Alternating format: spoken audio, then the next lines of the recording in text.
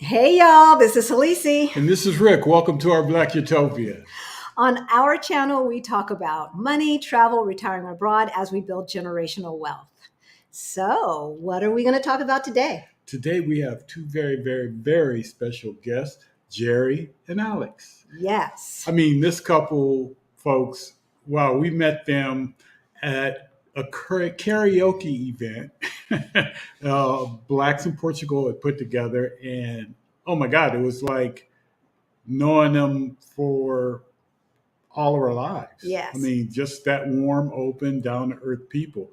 And we want to share them with you. Absolutely, absolutely. But first, if you are new to our channel, let me tell you about 6 years ago, Rick and I looked at our finances as we were approaching retirement age, and we looked at that money and said, It was scary. It was scary. But 3 years ago, we got our act together. We changed the way we do things financially, and we went from negative 22,000 to over 800,000 in net worth.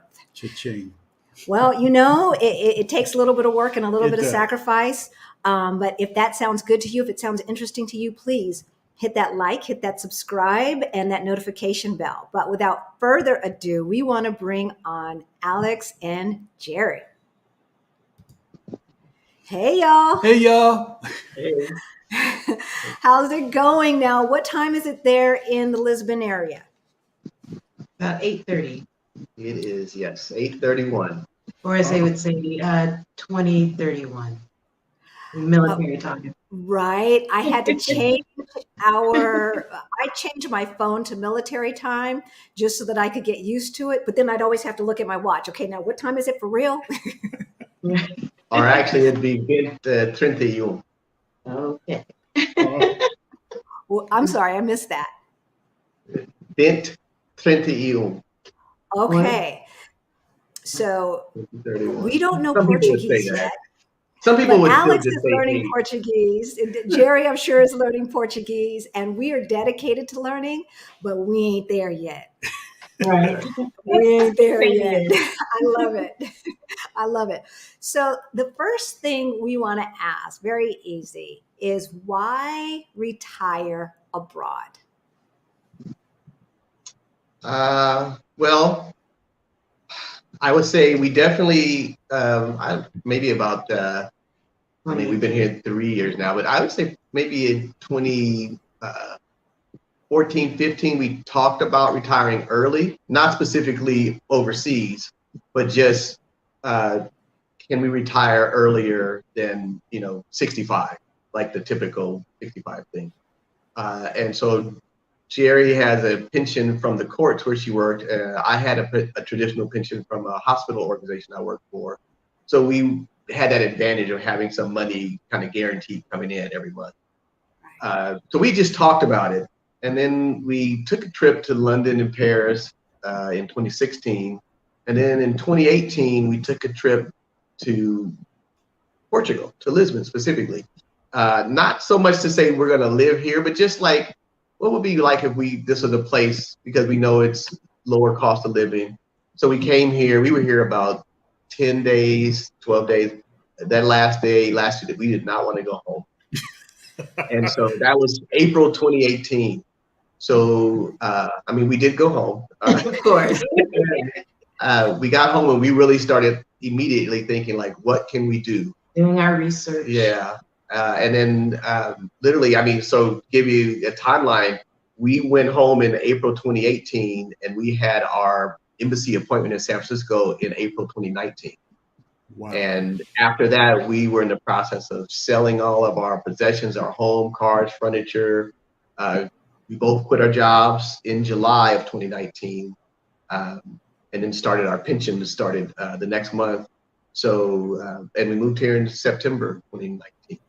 But, it was like, why coming here? Initially, it was not really a thought. It was just retiring early. But coming here, it's just a different approach to living. It's very relaxed. Weather is great. The people are nice. And we wanted to make it a home base so we could travel throughout Europe. Correct. Yeah. This would be a great place to make a home base and go everywhere else. Yes. Yeah. Especially in 2018. Yeah. And for me, it was proximity getting back to the U.S. So if I need to be in the U.S. physically to do something, whether it's immigration things or financial, legal, I can get to the East Coast like in 6-7 hours every day. There's a flight.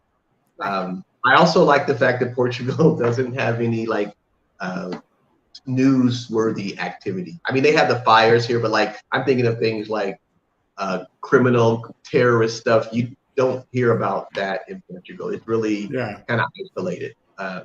Even though it's in the EU, it's not. People don't talk about it that way. So it feels very safe here. So I mean, a lot of those things. I mean, the pace of living is very nice. That it's slower. It's a negative when you have to deal with bureaucracy, because that can also be slow. But you know, fortunately, bureaucracy is like you do things once. Like you go get your residency card once, you get your health number once, you get your driver's license once. I mean, all of this kind of stuff.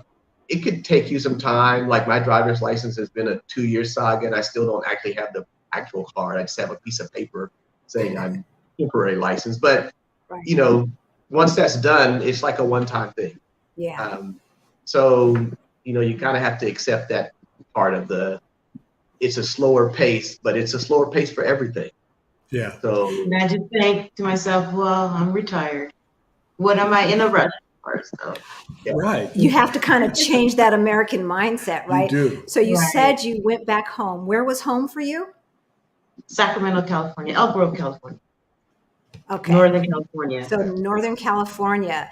Hey, y'all out there, we see you. We see you. Tell us where you are logging in from. We've got some folks who are always in our chat, and we just love them. Hey, Auntie Trey. Auntie Trey. Hey, Venus. Good to see you. Greta. Good to see you. We saw you earlier. And Deborah from the ATL. I love it. Vanessa from Maryland. Yeah. Kenya J. And here's the thing. Some of these folks are on every single time. And I keep saying, I'm going to remember where y'all are from, because I'm getting older. Southern Rose Tia D from Virginia. I'm getting older. Oh, a LinkedIn user. Yeah, if you're watching from LinkedIn or Facebook, let us know. Make sure that it's working. Yes. We're thinking about summering there next year. LinkedIn user. See, it's not popping up with the name, and no idea why. Sometimes Facebook and LinkedIn. I don't know. They're just kind of weird. Rhonda from Atlanta. Yeah, hey, Rhonda. I heard it is hot down there. It's hot here in Puerto Vallarta. I know that it's really, really hot in Lisbon right now. I guess it's all relative, because when you guys say hot, what is that in Fahrenheit?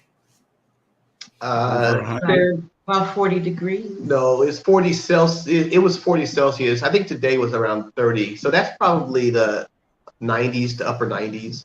That's hot. You know, it was. I mean, but like a few days ago, someplace in Portugal set a record for Portugal of 49 Celsius, which is probably like 120 degrees or 114. Yeah, it's up there. Whoa. That's Sacramento weather. So yes, for me, I'm used to this. This is comfortable to me. I'm okay dealing with it, but you know, it's tough. It's like a lot of places that aren't used to it. You know, older people and people at risk, they live in places without air conditioning because they don't need it normally. Right. So if you're in a place if you're in Arizona, you know it's going to be hot. So most people, if you're elderly, you live in a place with air conditioning, you can turn that on. Here, that's the risk, is that so many people don't have air conditioning. What is their recourse to get past this? I think that's the concern I was seeing about the UK, that some of that's about to happen, and they don't have air conditioning because it's usually never hot. Right. Except now you do. But there's no global warming. Right. That doesn't exist. Right. When we were there, some days were really hot, but it got cool enough in the evening. Yeah. You could open the windows, get that nice cross breeze, cool the house off, and you were fine. Right. Mm-hmm. But if it's not dipping down in the evening. Yeah. So they're already all up in your business.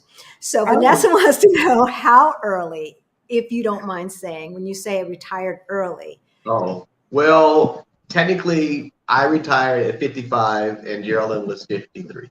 Yeah.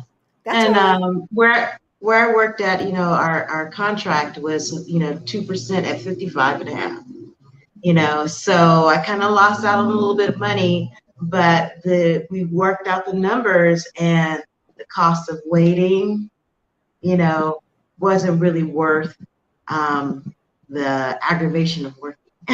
Correct. I mean, yeah. So like, I could make, for what, an extra $100? yeah, extra. Well, let's say you even make an extra $500 a month, but you got to work 10 years. That's Right. 10 years of your life that you could have been doing other stuff. And I mean, we're fortunate that we have a significant savings in addition to pension, so we're really fine. But for some people, I understand you do need to work as long as possible, and save as much money as possible.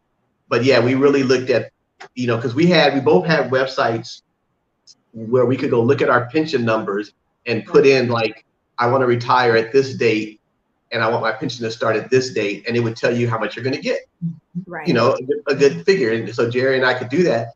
But we would do that, and I would change the year. I'd say, oh, let me do it in 2021 or 2022, or then, and then you go back and look, it's like, well, that's not really that much difference, and for me, when I look at stuff like that, it's like the way I think about Social Security.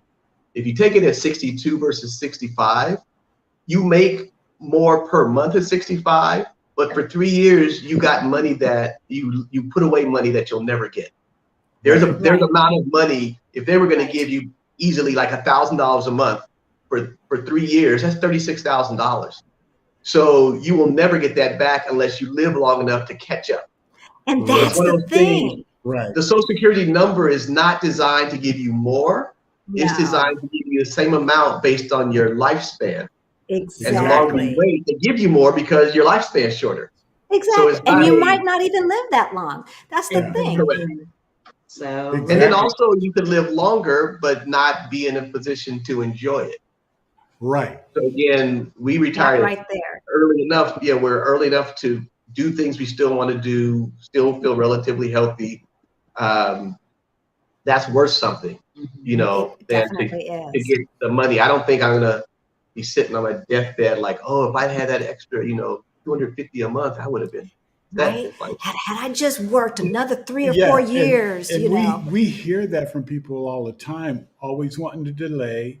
And actually, we had somebody write the other day, and the big thing was, I just need to work, X amount more years, then I can retire and do what I want to do. And it's like, but why?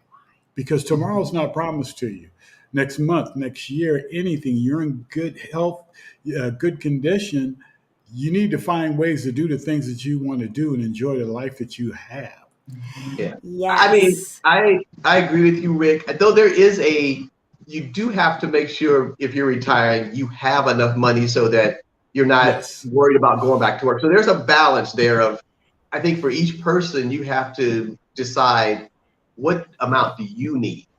Right. I used to work with this woman at my job, and she is very nice. And she was doing okay. She was single, and she used to ask me, because she knew I was retiring early, like, well, how do you do this? And she's like, well, I'm going to need this much money to retire. I'm like, how do you get that number? Well, the people say, and I'm like, you need to look at yourself. Like, how much do you spend? Yeah, she wanted to have she was like, well, I think I'm going to need like $4 million to retire. I'm like, what to do what?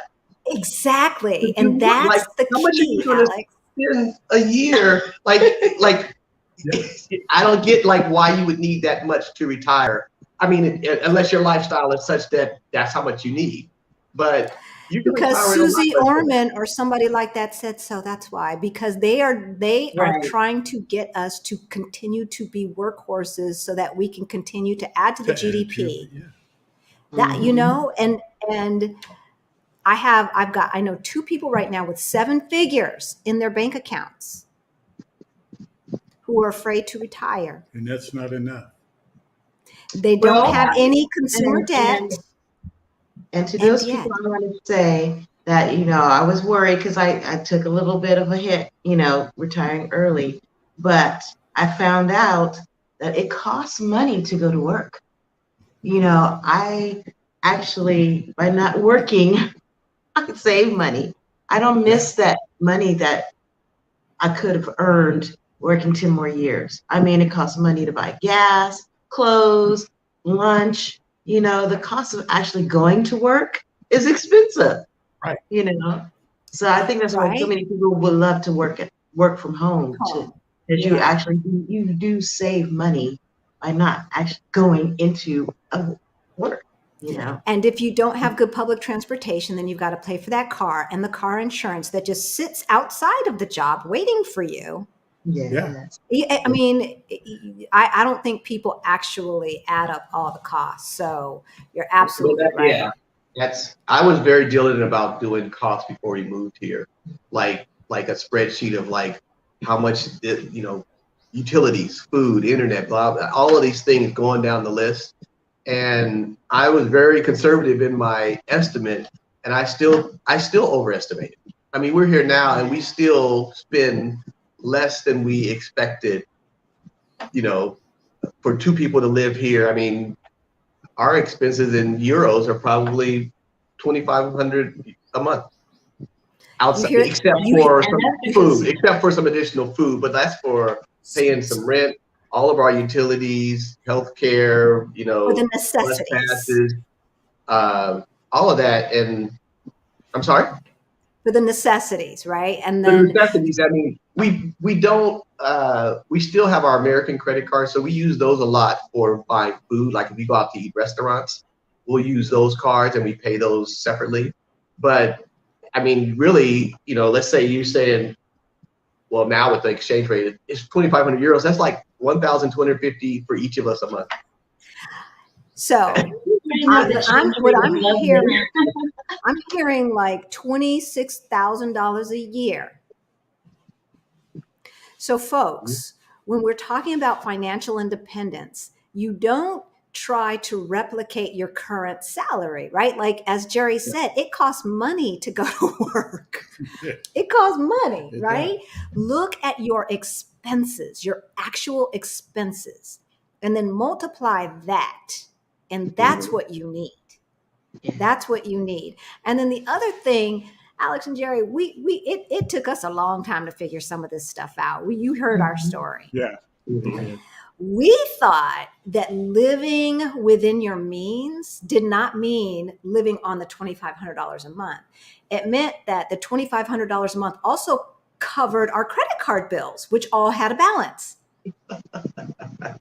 We making our payments on time. Yeah, we're doing the right thing. Yeah, our credit score is good. Yeah, right. Yeah. Our credit score is good. Your income to debt ratio. And you bring up a good point, because one thing, I mean, in some ways, Geri wanted to keep our house that we had in Sacramento. I mean, we had bought that in 2002. Okay. And, we lived there for 20 years. I mean, but I loved my house. But it was not paid off. We had refinanced a couple of times to do different things. So we had a mortgage. So we had to think about moving here now. Our income is only our pensions. So we have to pay for expenses here. What if we can't rent the home? That we have to make that mortgage payment still, because we're responsible for it. What if the tenant doesn't pay on time? What if there's a repair for the roof? I mean, there's all these things that if I was still generating the same income in Geri that we had before, we'd be like, oh, keep it. But no biggie. That's the kind of thing that you have to be careful of, is the expenses that you maintain. So we came here, well, I was debt free completely. Geri reduced her credit card to build a lot. But again, it's, that's the thing you got to think about, because I don't want anyone calling me saying, hey, I need this over in the US. It's like, it's just my credit cards in the US. That's it. Well, T-Mobile. We still have our T-Mobile plan because our son is on it, a family plan. But that's about it. Yeah, well, we do own 2 homes in the States, and well, now it's no problem renting out anything, Right? One's in Denver, one is in LA, so they're very hot markets, and we get calls all the time. I get calls. Funny story is, I got a call from a realtor. He kept sending me all the time we were in Portugal. This guy would text me almost every day, Wow. making offers on one of the property. I said, hey, give me 1.5 mil, we could talk. For a one-bedroom condo. For a one-bedroom condo in LA. I thought that would, scare him away. He'd say, oh, yeah, whatever. No, he kept coming back. I'm going to put a deal together. And it's like, dude, give me what I want. Yeah, we could talk. Other than that, there's nothing to say. But that's the right approach, though. I mean, for selling stuff, and then to me, retiring is have that number. Like, what is the number that you need to retire? Forget all the people online or these calculators. Go, like you were saying, Elise, through your expenses. Come up with that number. This is how much I would need to live to pay for my necessities of, rent or mortgage or paying off a house, monthly expenses. I'll give you an example. My younger sister retired before me. She retired when she was like 50 and moved to Argentina by herself. Wow. And she sold her house in LA for cash. She went and bought something in Argentina for cash. And she said her expenses are like $500-600 a month US. Wow. Now she doesn't have a pension, but she has enough savings to like $500 or $600 a month. You don't need a lot to make that last. Yes, I was just listening to a young lady who lives in Atlanta. Hey, Kiki from the Upgrade. I don't know if you're watching. She's young, so she's probably not watching. But she has gotten her expenses down to $800 a month in the States. Okay. She's going to do a video on it, so I can't wait to see it. So we've got more questions. We are going to get to Portugal, y'all, because we know we've got a lot of folks who want to relocate to Portugal. And the one thing that I'm going to say before we get back to the questions is, sooner than later, had we done it when Geri and Alex did it, it would have been a different situation. We're going to tell you about how hard it is to, especially when you're not in the States, trying to get all of the stuff for that D7 done when you're not in the States. And now you have to have, if you're having to go to the San Francisco office, you have to have a 1-year lease and all of this other stuff that was not the case when we first started investigating Portugal. Yeah, so and not the case for us. See, it changes. It changes, and it can change daily. I mean, they can do whatever they want to do, and they can discontinue the program. So don't think that 5 or 6 years from now you're going to be able to move to Portugal on a D7 visa. It might not be there. The golden visa may not be there.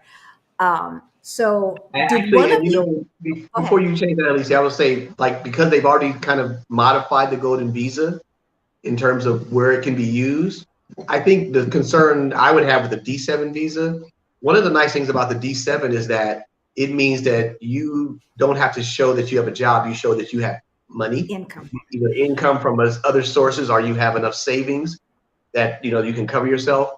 But it also allows you to work while you're here. So even though we came here on a D7, if we wanted to start working here, we could, and it would be allowed. They could change that to say you can only come here if you have your own money. If you want to work, there's some other thing you have to do. You never know. That's the kind of thing that's risky by waiting. And again, it's a foreign country. They make their own laws. Mm-hmm. We can't look at it from the U.S. perspective like that's not fair. It's like it's a Portugal. Right. A whole different republic. They do what they want. And we have to follow the rules. Yes, we have to follow the rules. That's right. And I'm very adamant about following the rules. We do not try to shortcut stuff. And once you try to, it's like, no, I feel like a visitor here. I've immigrated.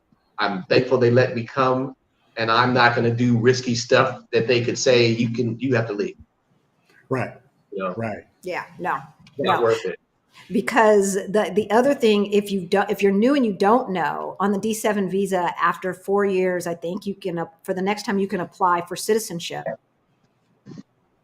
There are very few countries that allow that quickly. Mm-hmm. Yes. Yeah. Has the cost of living increased? I have a really good friend. She's born in Germany, and she married an American and moved to America. And we worked together.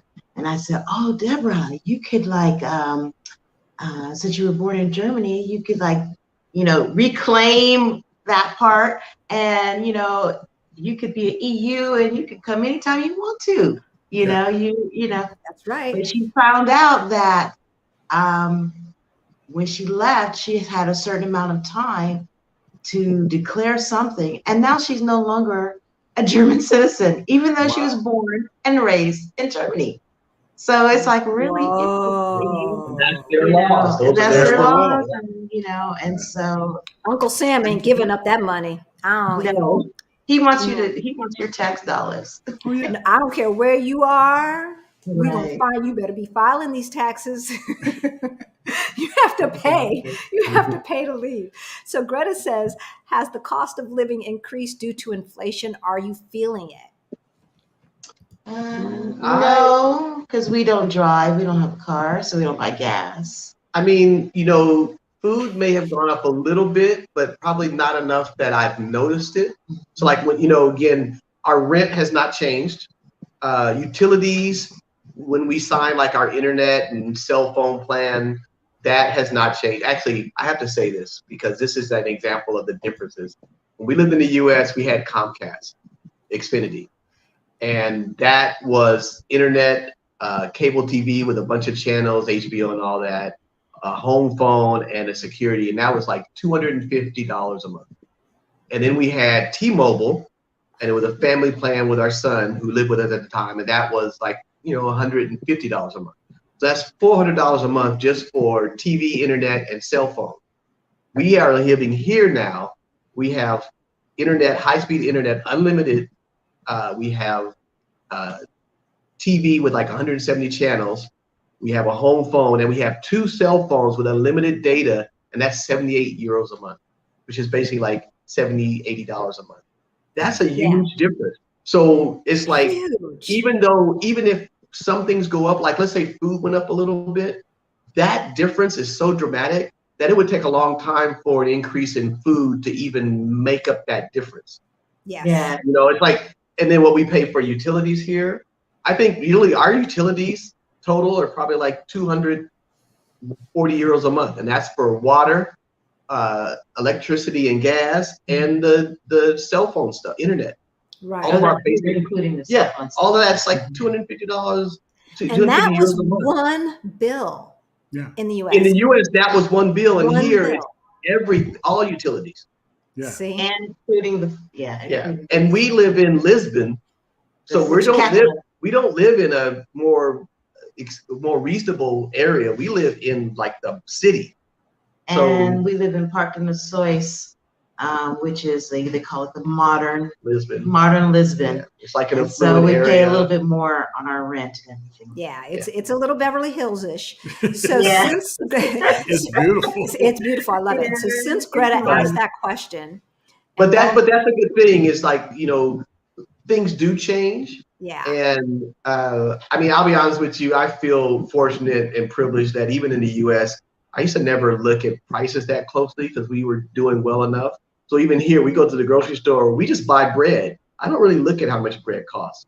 I kind of know ballpark how much I want to spend, but you know, if I spend 40 euros versus 46, I'm not at such a tight budget that 6 euros makes a difference. yeah. That's what is important to me. It's like to have some flexibility, be able to say, I just need to go buy what I need to buy and not, you know, look at the prices that closely. Again, we don't go buy the most expensive stuff, but you know, if we need toothpaste, we need toothpaste. You just buy the toothpaste. Yeah. And that's the thing, guys. You know, when you're looking at your expenses, understand that first year abroad is going to be a little bit more expensive, right? It's not going to be necessarily the $2,500 a month. So you don't know where the places to shop where you can find what you want. Like one of the things that I noticed is going to Pingo Dos, the produce was more expensive than the lady around the corner. Right. So we started buying the produce from the lady around the corner, which was fresher, more ripe, and less expensive. So, and Greta has a thing about grape jelly. Hi, Greta. Have y'all seen grape jelly? Because we certainly didn't. Yeah, He buys jelly all the time. yeah, but I buy strawberry. Strawberry. I think there's uva here. Yeah, they might be grape jelly. I'd have to look. I don't like grape jelly. I am a strawberry jelly person, so that's what I'm looking for. I mean, if there's definitely well, because we're in where we are, we can go to the continent, which is kind of like almost like a Target. It's like one of those stores that has groceries, bakery, butcher, clothes, automotive, everything, dog food. So they have a huge array of jellies and stuff. I'm sure they have some great. And I think that brings up a good thing, I would say, is that one thing to consider moving to any foreign country is if you're American, think about, do you want to try to replicate your American lifestyle in another place? Or do you want to come to that other place and find an equivalent to what you had in the US? So again, you can't get the same, like for me, they don't have Crest toothpaste here. I've been using Crest since I was a child. I use Aquafresh now because that's what they have. So I just adjusted. I mean, rather than try to go through some hoops to find Crest and get it shipped here, like why? I can walk across the street to the Pingo Dos and buy Aquafresh or Colgate. So that's the kind of thing where you have to decide if you live abroad. Part of that living abroad is you're living in another place, so some things will be different. And you may not be able to get Haagen-Dazs butter pecan ice cream, which we used to love. I love Haagen-Dazs. They have Haagen-Dazs ice cream here, but they don't have butter pecan. So you have to find an alternative, or you find a different dessert that you like as much, and that takes its place. Right. So I like crunchy Cheetos. They don't have that. They don't have that here. And the Cheetos that they have here, to American standards, is just nasty and gross. So, as a consequence, you know what? I'm not eating as many chips or junk food because it doesn't taste the same. Even like the chocolate isn't the same. So, in a way, it's good for me that, there are differences in the taste from European and American. Yeah, definitely. It's not as salty. It's not as sweet. I'm still looking for half and half. Right. And it's like cream the fresh or whatever they call that. It's like no. I was trying to make some macaroni and cheese, and I accidentally picked up sweetened condensed milk. Yeah. And I'm like, why is my macaroni so sweet? It was terrible. I tried to save it with mustard, but. So I was looking for sweetened condensed milk when I was there because I make fudge with the chocolate. Yeah. So, I mean, it's just sweetened condensed milk and chocolate, right? That makes fudge. And I never bothered to do the translation. So, hey, Leslie from Hawaii. So ORJ is Our Rich Journey. And we were there in June. We chose June specifically because Our Rich Journey had some meetups. And so they actually came to the Juneteenth thing, but I think y'all were in France, Paris, someplace, Yeah, you guys went to Paris. Our son proposed to his girlfriend in Paris. So we were there to see that. That was great. It's a hard life. It's a hard life. I'm gonna fly through these because I know we're behind, and we've got about 72 people watching. Hey, y'all! So we've got Atlanta, we've got New York. I knew Greta was from New York. We've got Tennessee in the house. Hi, everyone. One advice when you go to one public service, if you got an answer that you don't like, go the next day and perhaps you'll be surprised. Jose must be Portuguese. And and that's true in America too. That is true in America because if somebody's having a bad day. Yeah, I keep that in the back of my mind because I worked in public service at the courthouse. And so, we work at our own pace, and that I can't expect any other government not to do the same. Yeah. And, it's like anything, you can find somebody who might be having a bad day. There's something else going on in their life. I mean, there's always some things that we don't know about, and there might be a reason why they're short with you or they don't seem as helpful. I mean, it's not just that they're mean. Sometimes things can be going on. Now, sometimes someone could be and they don't want to speak English to you. Yeah. So And That's understandable too. and yeah, they shouldn't have to speak English. If I was German and I went to the DMV in the US and only wanted to speak German, they would look at me like, sorry, you're in America, speak English. They I certainly mean, would. I'm in Portugal. I need to speak the language. And if I can't, I have to expect that there might be barriers because of that. And I mean, part of it, yeah, when we moved here, we hired a Portuguese woman to assist us with a lot of the documents and some steps to do.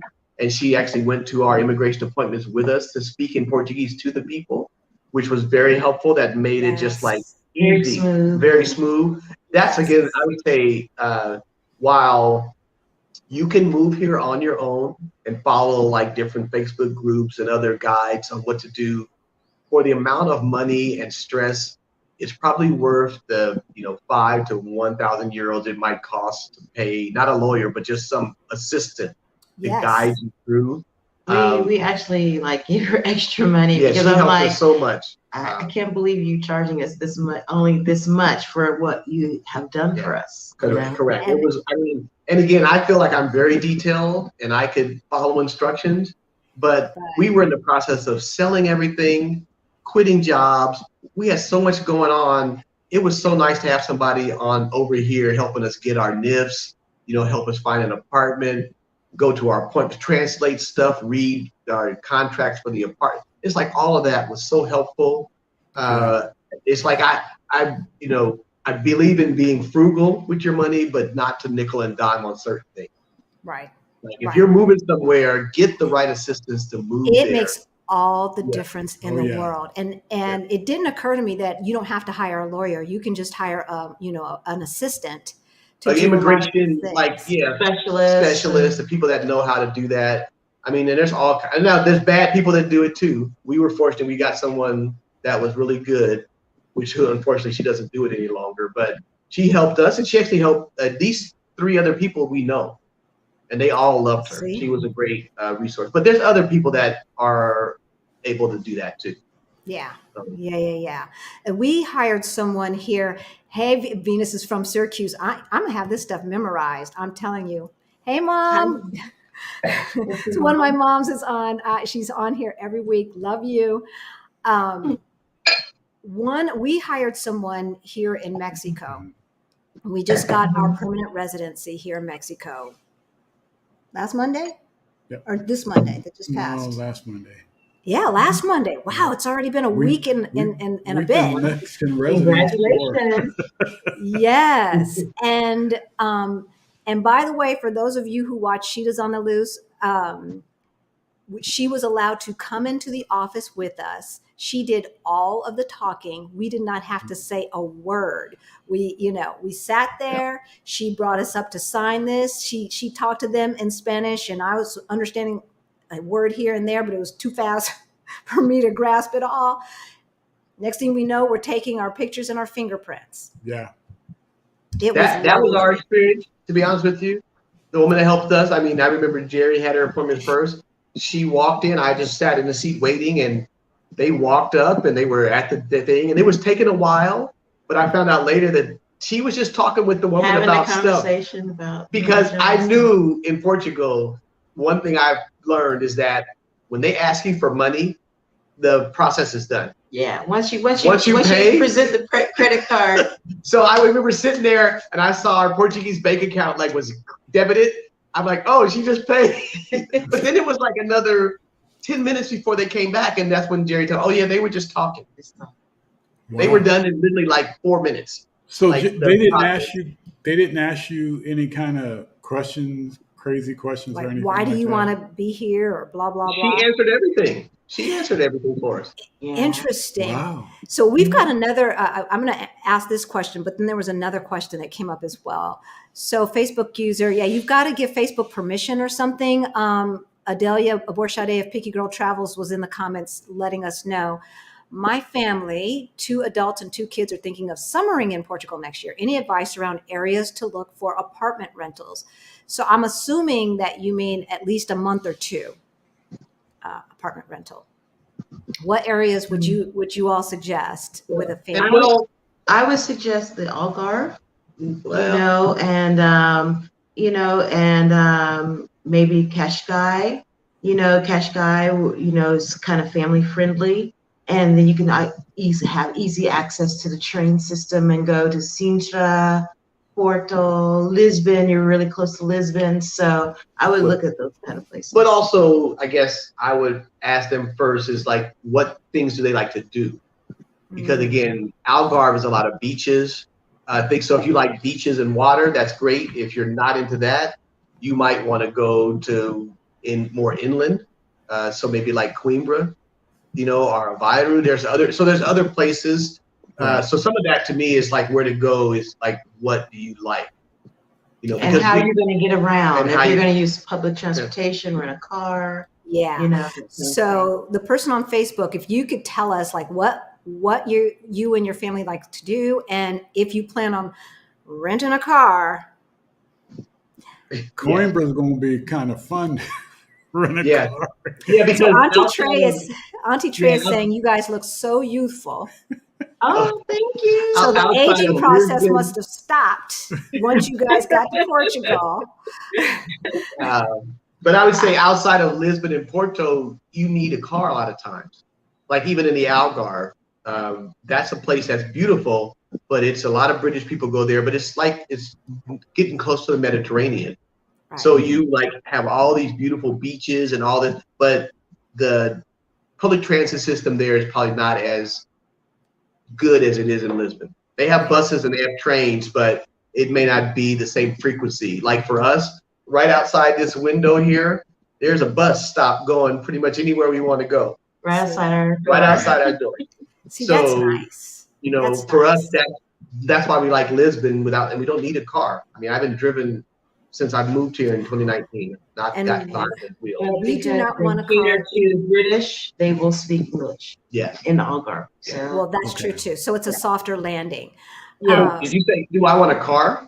No, we said we don't want a car either. Oh, well, yeah. And I was a car person. I would be honest with you. I probably, in hindsight, not that I will change. I spend way too much money on cars. Oh, it's crazy. But you know what? It was like my one thing that I did after saving and investing and stuff. So I'm like, you got to spend your money on something. But yeah, I have not had a desire to drive since I've been here. And not because I don't mind driving, but it's just so easy to, like we want to go to a restaurant. We get on the bus or the subway. We go there. I don't have to look for a parking spot. I just walk up to the door, go inside and eat, drink as much as I want, eat what I want, find my way to the bus stop or the metro and go home. Or if it's late, take an Uber. It's like there's no thought about like worrying about drinking and driving. Like yesterday, I went across with some friends. Jerry wasn't feeling well, but we went across the river to this Chefs on Fire. It's like a foodie thing with some different food chefs there. Right along the river. It was beautiful. We took the bus and the ferry over there. We were there for like 5 hours, just hanging out along the river, enjoying, food and drinking with people. And then we just took the ferry and the bus home. Yeah. And there's like, I drank whatever, I don't know how much I drank. I drank a lot. but it was something you could do here. I was able to walk on the plank to get on the boat without falling in the water, and I was able to get off. Very important. That's the most important thing. Bus stop and get on the bus and go. Very important. So, and when we met you, it's so sweet because so we were at Black in Portugal's karaoke thing. And and the drinks, it was not a no host bar. It was a no host bar, not a hosted bar. Yeah. So we're buying whatever we're buying, right? And well, I don't drink, but everybody else was a little bit tipsy. But Alex had the wherewithal not only to let me use the hotspot on his phone because my phone was tripping. Yeah. And then they and Dan and Bev, if you guys are watching, hey. Stood with us until our Uber came. Yeah. Come on now. And you know what? And I let you use my hotspot because we have unlimited data. It's like, where are those folks? We are so busy competing with each other and everything else in the States that we don't even get an opportunity to see the beauty and joy in folks. because it's such a rat race, right?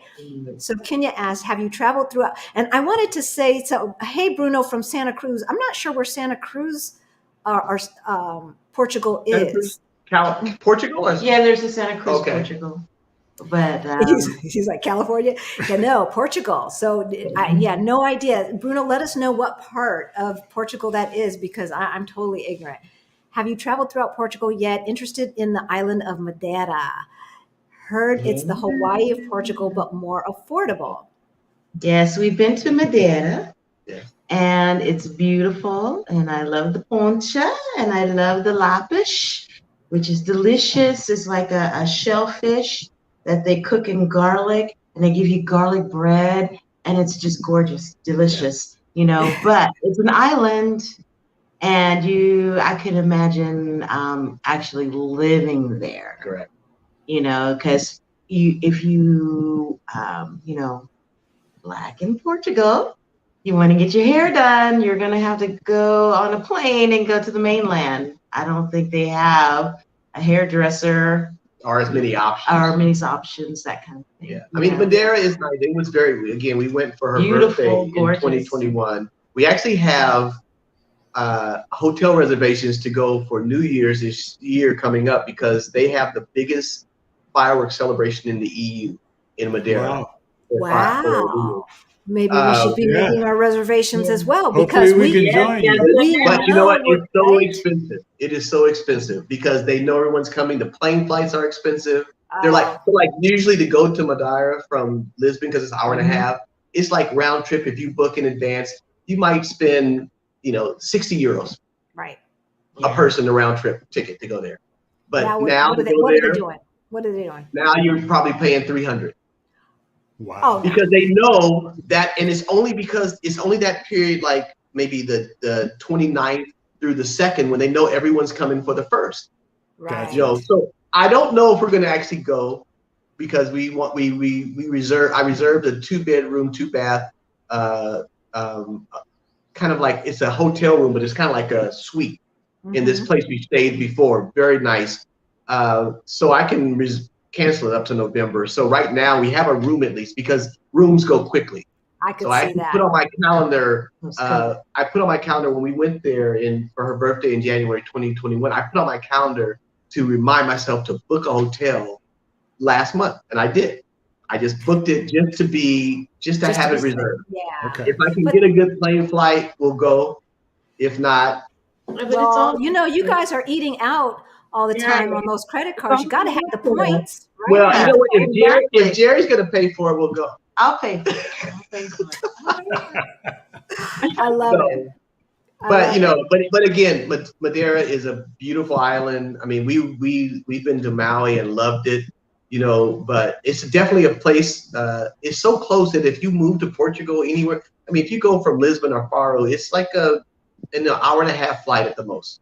It is quick to get there, and it's totally different vibe when you get there. And the weather is for being in the middle of the Atlantic, it's so warm.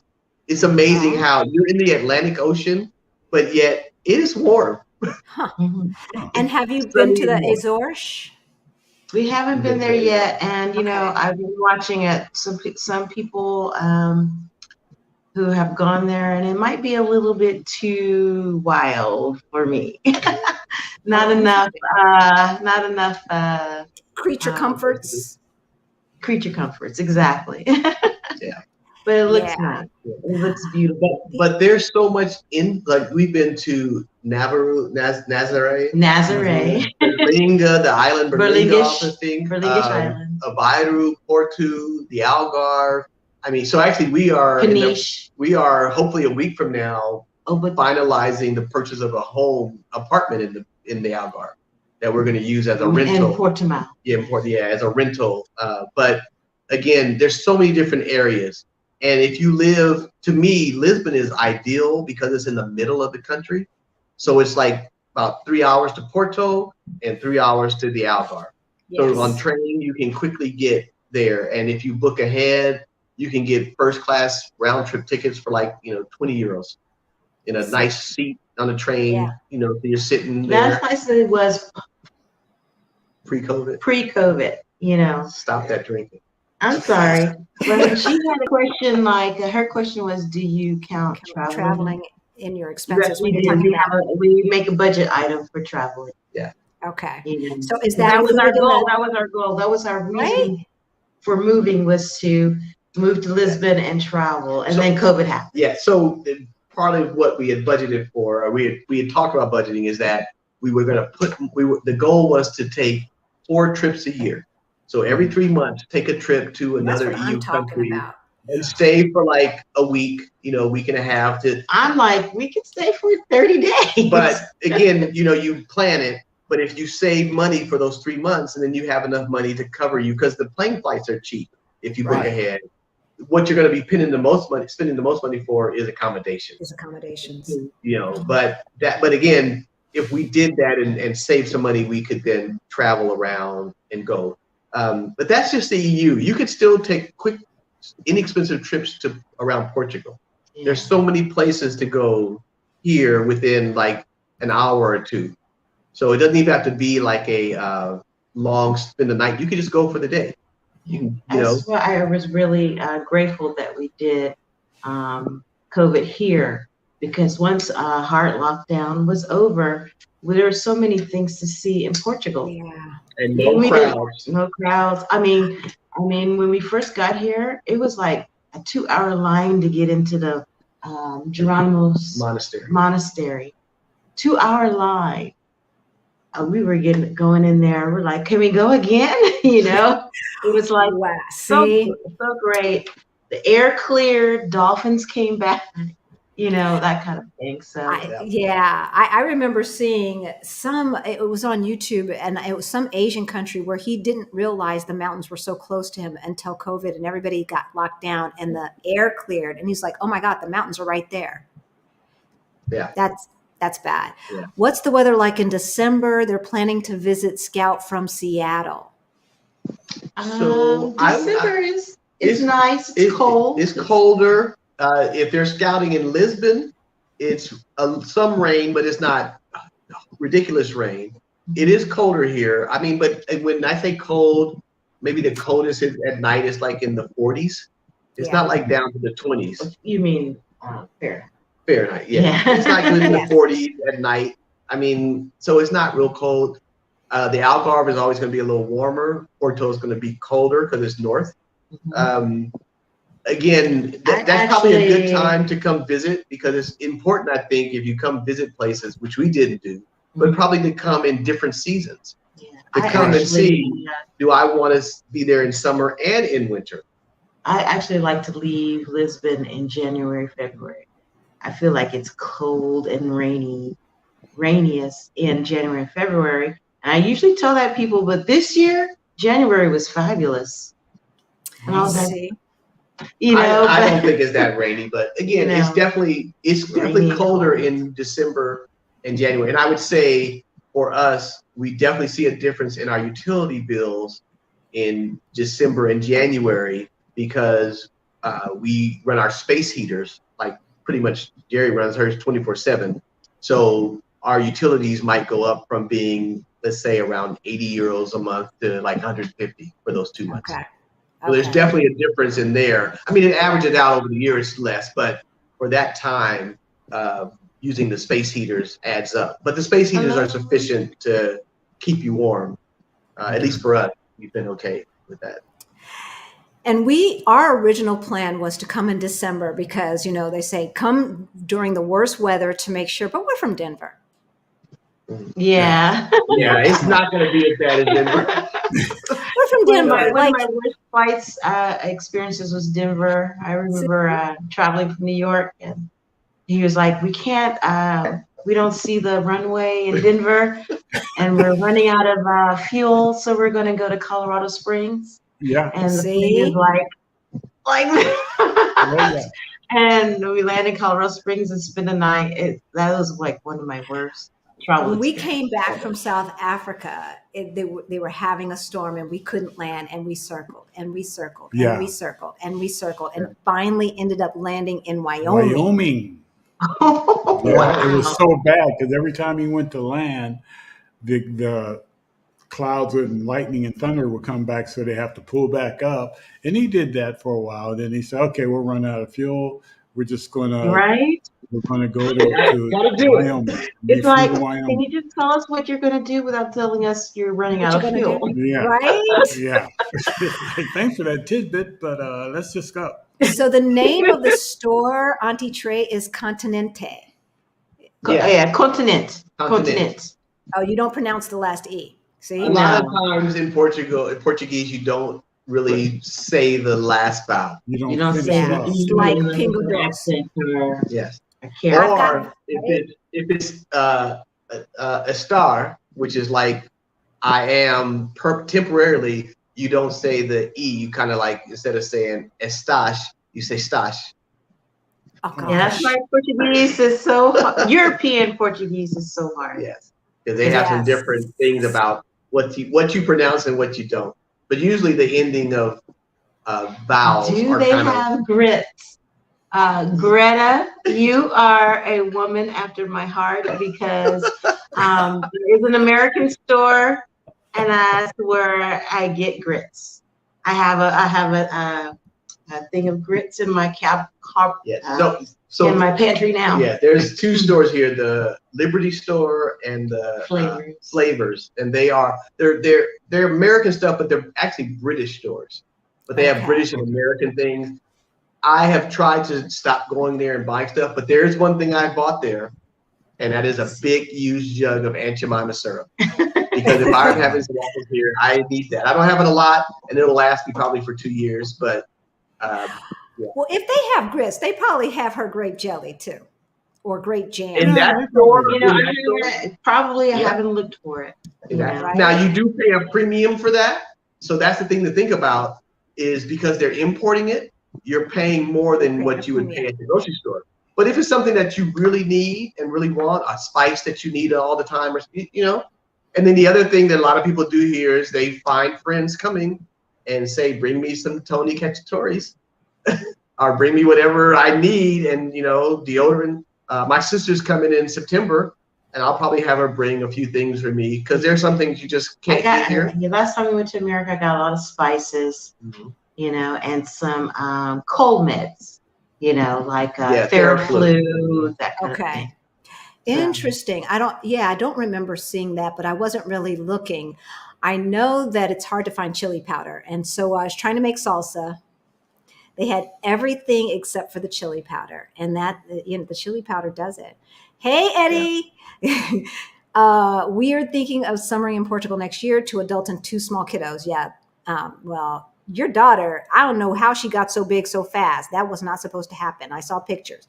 We're flying from DC. Any advice on areas to consider? Yeah. Well, like I said, I would consider Cascais. I would consider the Algarve, and of course, Lisbon, Porto. If you're okay with the weather in Porto and slightly different vibe in Porto. Now, again, I think if you come to Lisbon, you could start here and let's say you have a 1-year lease here, and then use that time to travel. They're going to do a summer, so I'm thinking 3 months. Yeah. They're going to do the 3 months. Yeah, but you could travel around and see, because there's places within an hour outside of Lisbon. So we have friends that live in a place called Mafra. It's maybe 40 minutes in a car. It's completely different than Lisbon, but it's not so far that you feel like you're away from Lisbon. Right. But you would not find that on a typical tourist kind of blog, because no one goes to Mafra.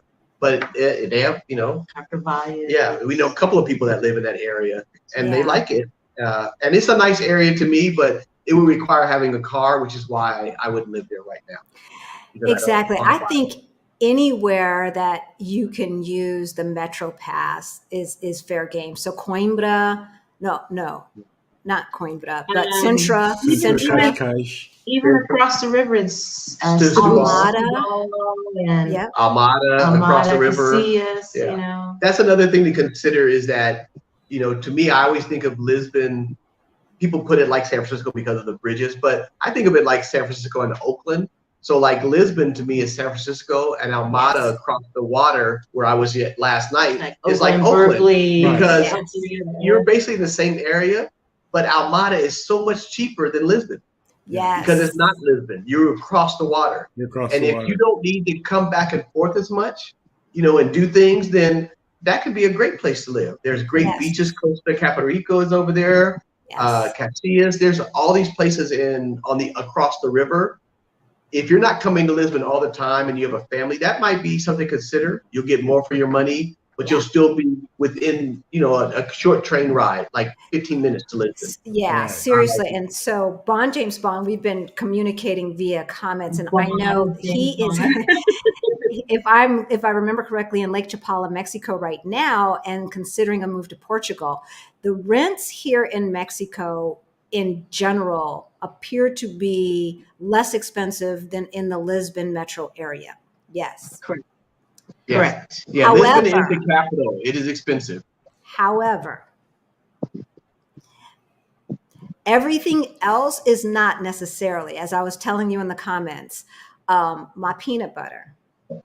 I paid $6 American for a small jar of peanut butter without the sugar and all that crap in it here in Mexico, in the local area, away from the tourist area. We took a bus. Yeah. And yet, even at the Pingo Dos that's in the ferry station, the train ferry station there in Cais de Sodre, it was still just $1.99 or €1.99, which is basically the same thing. So yes, the rents can be more expensive, but look at unfurnished, because the difference between unfurnished and furnished is night and day. And he's saying Portugal, and it's like, it's all relative. Even in Lisbon, if you go to Moscavide, or if you go to Lores, and you're not expecting the, the facade of the building to be the, most historic looking and stuff like that. You can still get a very nice apartment for a relatively good price. I mean, like where we live, it's all about what you expectation. Yeah, and where we live in Parque Das Nações is not a tourist area. No. It's technically not. It's about 20 minutes from the downtown, the plaza where all the tourists go, but it's a completely different feeling than being there. So I like the fact that we're close to it, but in our area, there's not a lot of tourists because there's nothing here for tourists other than the oceanarium.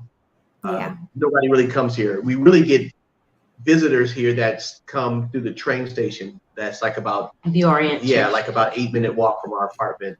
Right. They come there after getting off from the airport or just from trains from other countries. And they have the Altice Arena here as well. But but Jerry's right. I mean, it's like Lisbon is a big city. Now, granted, there's probably areas where, like any big city, you might not want to live. Everybody wants to live in. Well, but there's ones where you don't want to live. Yeah. Like, there's crime is low here, but there's probably some areas where it's probably a little like, a little sketchy. I might not want to go to that area. But that's like any big city. It's a big city. It's like there's so many different little sections. You can find something that maybe fits your needs and what you're interested in. Definitely. That's the important part. Even in Lisbon. Yeah. And there's actually, I know Jerry mentioned Cascais, which is like, maybe like Cascais really is the Beverly Hills. Yeah, it's like 45 minutes down the coast from Lisbon, but all along the way between Lisbon and Cascais, all these different cities, Paris, Algeciras, all these different cities that you could settle in there and still be a quick, less than 30-minute train ride to Lisbon. Yes. And and yet I'll be right on the water, have more of a more residential neighborhood. So there's all of these options, but we haven't seen so much of that. I mean, you'd have to come here. I would do your exploration, do your research. Yes, I would say coming here and getting a 1-year lease for someplace and using that time to look around. Yes. Right. We had actually planned to do that when we moved here, but we got here in September 2019 and had a bunch of fun, and then March 2020, right when we moved into this apartment we're in now, it's like COVID happened. So then we couldn't travel as much as we could. You know, it was like everything changed. So we didn't have that opportunity to kind of explore and look at other areas that we would have done had COVID not happened. Right. Yeah. But to be honest with you, I love Parque Das Nações. Yeah. Where we live in this area, I am so comfortable here. It's like I try not to contribute to gentrification, and I feel like we do best here. Because here it's a lot of wealthy people already. These Right. apartments are all in the 1.5 billion when you're buying brand new. So there's nothing cheap here. But we're not contributing that. And that's the thing, Yeah, you know, I for think local. if you're American and there's a rental price listed, that's the rental price. But Correct. everything is negotiable. Mm-hmm. Yeah. And everything's negotiable. And Porto is less expensive than Lisbon. And then, of course, once you get outside of the city centers, it's less expensive. But we had another question. How would you go about locating a liaison assistant specialist there? Oh, how did you guys find your assistant who helped you? So we found it through Facebook, through a Facebook group, Americans and Friends. Americans and Friends. I mean, it's a good group. They have some different opinions that I don't always agree with. They have good files. They have good information in their files. They have good information. Some of the discussion I don't agree with. He's not as enamored of some of the discussions. But I mean, but they have good information. They have good information, and they have good recommendations. I'll be honest with you, the woman that runs it, she's not a big fan of paying people to help you, because her opinion is that you can do it yourself, because she has this Facebook group with these files. But the reality is, I would say the barometer to me is, should you do it yourself, is that, do you file your own taxes in the US? That's a simple thing to do. But if you're uncomfortable filing your own taxes, you probably don't want to move to another country by yourself. Yeah. That's a lot more complicated than just filing taxes. And a lot of people don't even file their own taxes. So you got to think about that. Like, what are you comfortable with from a bureaucracy standpoint, filling out forms, reading documentation, and I mean reading it in detail, not reading and skimming over it. You have to read it. You're going to another country and you make a mistake, you can go back to the end of the line and start over. So you got to really think, do you want to do it on your own? And we moved here where you did have to have a bank account, but you didn't have to have a minimum amount or a maximum amount in the account that you now have to do. No, but we didn't even need an account physically before we moved here. We opened our account after we got here. That's before the CEF appointment, but after the VFS appointment. Yeah. So there's two appointments, guys. The question is Facebook groups. There's some different Facebook groups. Like there's what's the one that the Black in Portugal or Black in Portugal and POC, people of color. People of color, and then Americans and Friends. Those kind of things will give you. And again, be cognizant of, like, anytime you ask for recommendations, there'll be someone who had a bad experience. Right. That's like your mileage may vary thing. So someone can have a bad experience. That doesn't mean everybody does. So kind of look at, is everyone saying this, or is there one person that had this bad experience for whatever reason we don't know? But let's ignore that. Let's look at it. It's like, if there's 10 people that's saying, oh, this person was great, and one person saying they're horrible, I would ignore that one person. Yeah, because the outlier. That's the outliers. Like, so look at that. And I mean, I wish that the woman that helped us was still doing it, because I would love to recommend her. Yeah, she was, again, fantastic. But a beautiful person. Yeah, she was very nice. And a very good worker. But there's other people, I mean, that do it. So so for those of you who don't know, that just like with Mexico, you start the process in America, you go to the Portuguese consulate, and some of the things that were not required until after you got in country are now required before you even get into the country. So one is a NIF number, which is similar to a tax ID, not quite a social security number. And then the other is a bank account. You have to have health insurance before you get there, and you have to have the 1-year lease, and you have to prove that you've got the money coming in, and you have to have at least, I think, 1.5 years of their minimum wage in the bank. Yeah. How many years? 1.5. Wow. Yeah. Well, one and a And again, half for a couple. Only 1 Yeah. year if it's. And I just read a post where they said that Millennium was starting to limit new accounts, because what people were doing was they would open the account, put in the money. Once they got their first visa, they were transferring the money out, so they wouldn't have so many euros in the account even once they had their SEF equipment done. Yeah. So Millennium stopped limiting opening new accounts. But there's a lot of banks here. I mean, there's several banks. There's a lot of major banks here that, like, not shifty type of banks. I mean, there's Millennium, Novo Banco, Activo, Caixa Deposits. I mean, there's a bunch of different options here. But again, like you guys are talking about, that was something we didn't have to deal with. Yeah. We had to have a NIF before we came here, and we had the health insurance and the 1-year lease. But we didn't need to have a bank account. That we were fortunate. That was not a requirement. We opened our bank account after we physically got here. Yeah, we had our apartment. Then we walked down to the Millennium and said, "This is where we live, and here's our thing. We want a bank account." It takes a weirdly long time to open an account, but they're very much into, at least from my perspective, when you open an account here, they are really looking at money laundering. They want to understand where the money came from, who you are. I mean, they're really looking at making sure that this is valid money and you're not just laundering some money. So that's the perspective I got. Because we did a whole video on opening the bank account in Portugal, because when we were there, we opened our bank account, and it took about 3 hours. It took time. Yeah, it's a weirdly long time. And so Like, and they were why asking so us a lot long? of questions, like, are we signing away our first child? What we doing here? What we doing? I'm trying to give you money to put into your bank. I don't understand. Right? And so Auntie Trey asked, are there cars allowed on the ferries? I've actually never been on a ferry with cars, but there's 2 bridges in Lisbon. There's the Vasco da Gama and the Abril Bridge. It looks like the Golden Gate Bridge.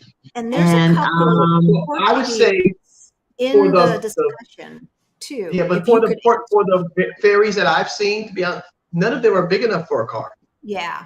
They're not the kind that would take a car. Now, there could be some that do it. I just have not seen one that was big enough that could also take a car on it. But I've been on a boat in Copenhagen to Sweden that took cars and trains. And that was a whole different thing than what we did. Like the boat I took yesterday was like, there were like 20 people on it. It was just us. Yeah. It was just us. Well, we did a video on transportation in Portugal, in the Lisbon area and stuff. And that was one of the things that we kind of addressed. It was, the ones we've been on were just for people. But somebody had chimed in, somebody from there, I believe, had chimed in and said there are ferries that will take cars. The thing is we never experienced that. We were on people ferries. And so we stayed on what they are dubbing South Bay Lisbon. So we did stay on the other side of the river in Casillas. And we were there for over a month, and we took the ferry when we wanted to get to the heart of Lisbon. And literally, guys, we'd swipe our little card. It was $1.35 each way, and it's 10 minutes. Literally 10 minutes. And you know what? That long. Ain't that long. And you said $1.50. We pay 40 euros a month each. I know.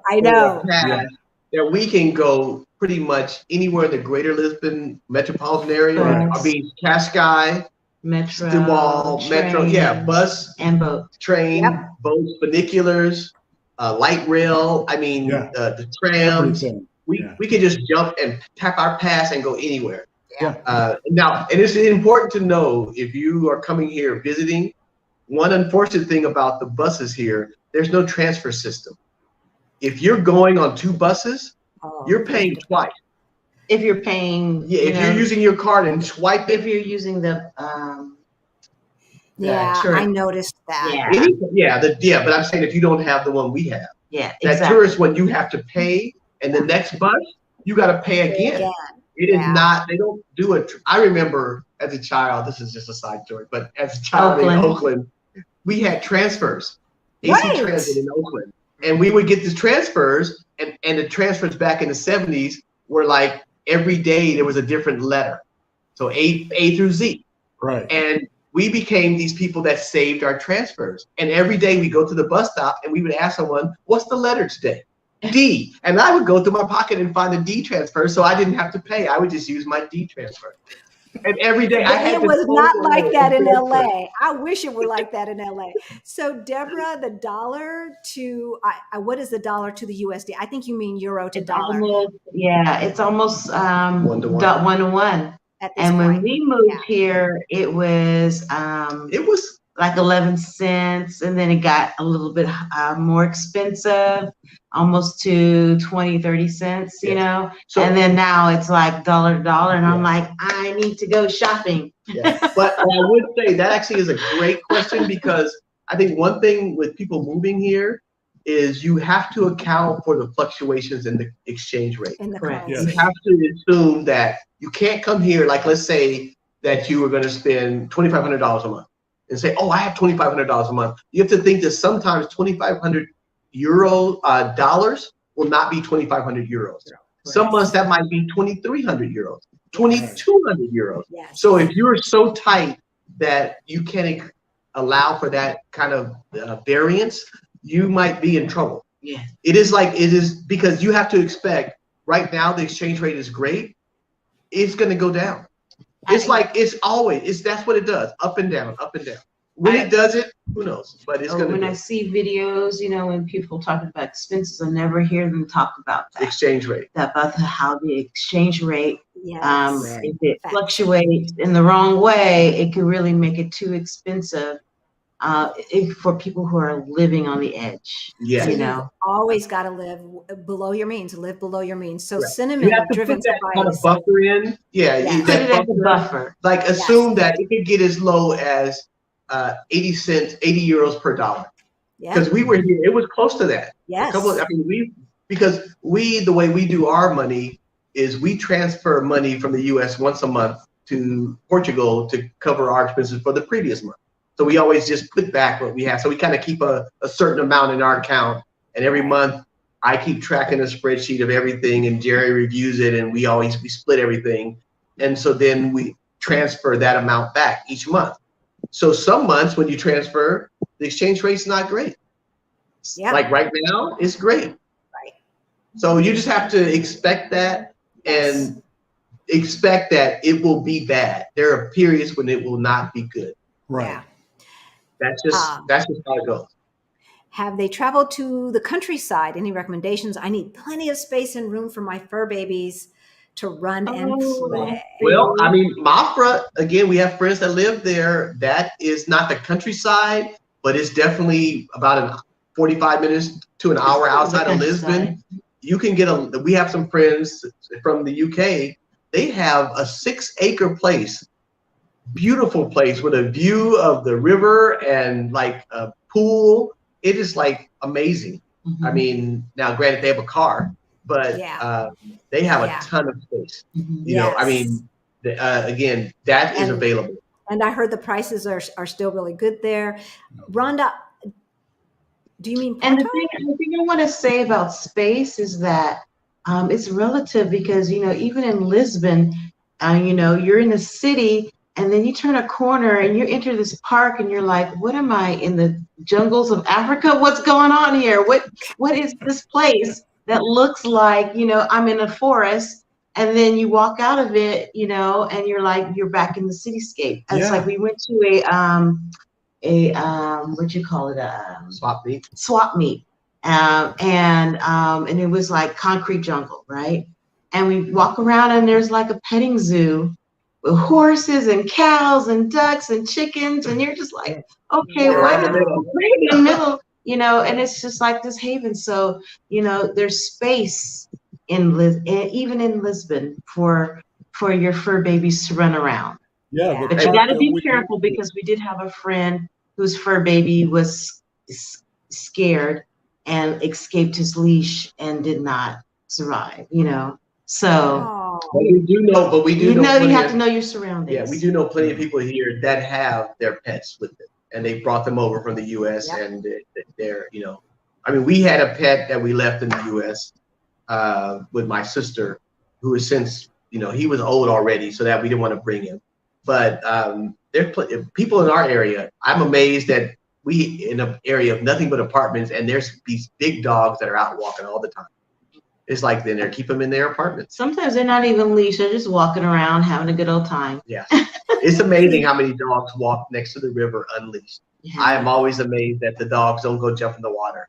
Yeah. Yeah, I'm seeing some comments that are not correct. So air conditioners in the modern apartments, if you're thinking about central air and heat, Like America standards, no. Yeah. But we are in what you would call modern Lisbon, and the owner of this apartment did not put in units, but it's plumbed for air conditioning. So if we wanted to, we could add air conditioning to it. And it's like the units are visible on the wall, you know, in every different room, you know. And there Yes. are our apartment that we're buying in the Algarve has air conditioning. Yeah. So that is one advantage. And the air conditionings are units that are air conditioning and they're heating units as well. And it is one thing that is important, that to save costs here, because the units are per room, you can just turn on one room and close that Right. door and not Right. do the whole apartment. So like in the US, when you turn on central air, like in our house in the US, I mean, it's like 3,400 square feet. We're heating the whole place. Right. Or cooling the whole place. Cooling the place. So yeah. here, We had two units, one for upstairs and downstairs. yeah, But it's still, but here it's like, and in our apartment, actually, right behind us, we have a furnace. Radiator for the furnace, but you can turn it on just for this room because you don't have to turn it on for the entire apartment. The Portuguese are they're careful, like, you know, to take care, because the income is low here. They don't want to spend money to heat things that have to have, right? Yeah, that makes sense. So I see a lot of air stuff. Conditioning is available. Yes. Now, one thing I will say though, if you move to some of the more like historic areas, like toward the plaza and where all the orange roofs are, some of those buildings are not set for air conditioning. It's not even an option. Historical buildings. They're like, you know, Alfama. Yeah. Alfam and, you know, those kind of places. Yeah, Baixo and all you that. might have to have a portable air conditioning or a fan. What, 300 and 400 years old or whatever. I mean, they're old. Correct. And they're beautiful, but they're old. So I see a lot of information about the D7 visa in here. First of all, do your research because things are changing every day and it differs from consulate to consulate.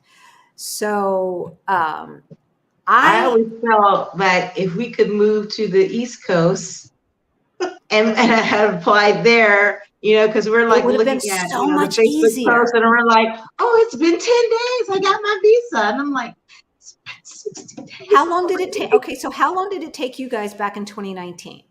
So 180 days. Yes, but I will say we had a bad situation. Correct. Well, not unfortunate. We applied in April 2019, and in May 2019, they switched over to the BFS system. Our application kind of got lost in the shuffle. That's what we believe. Yes. Yeah, and not just ours, but there were like about at least 5 other people on this Facebook group that said, yeah, I applied in April and I haven't heard anything. And I think the embassy forgot that you have ones you still have to take care of yourself, not just the ones from the BFS. So, yeah, I mean, we just had a bad situation. But, you know, in hindsight, it worked out because it took us a little longer to sell our house. Yeah. Okay. And a little longer to, you know, get rid of things and stuff like that. So it worked out. Yeah. So they're saying, they stated that having a friend that's a resident in Portugal to sponsor you is acceptable if you don't have a lease. Have you heard of this? I have heard of that, but I am not familiar with how much the specifics around it. I just heard that people can say that I'll take care of this person, but that's I'll be a financially responsible. Yeah, do share it. Yeah, and so when Kenya, it was Paula was our on our financial on our NIFs. on our NIFs. Yeah. But we had an apartment. But I think what she's talking about is you can avoid getting an apartment if you can show that someone will share that you can stay with. I think it would depend on the consulate that you are applying for. It definitely depends. The West Coast, they want you to cross every T and dot every I. Yeah, and they are not some imaginary ones as well. That's right. So we hired someone to help us with this whole process, and so Kenya will ask that. She did not give us that as an option for the West Coast.